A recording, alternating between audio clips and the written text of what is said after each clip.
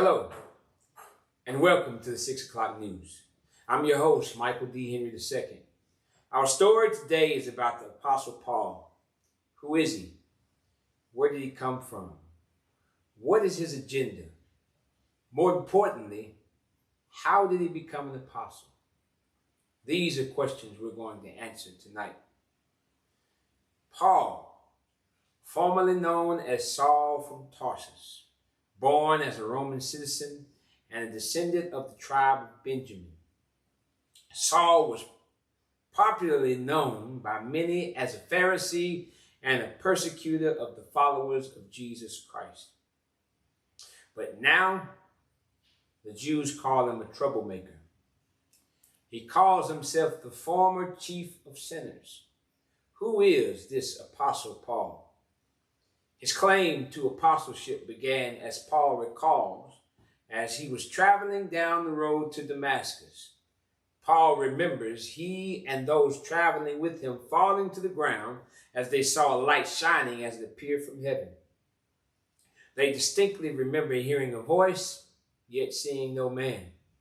The voice called out to Saul specifically and asked why he chose to persecute him.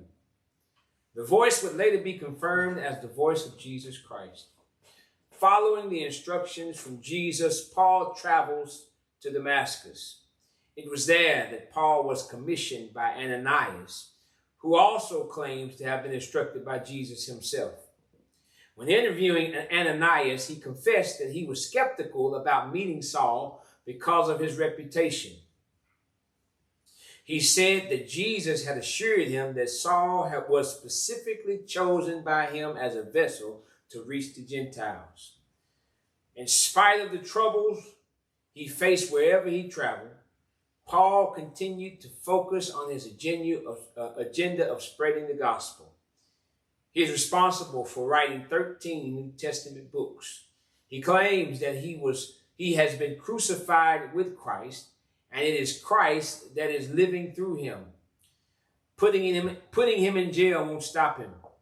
He believes that the bonds have contributed to the furtherance of the gospel.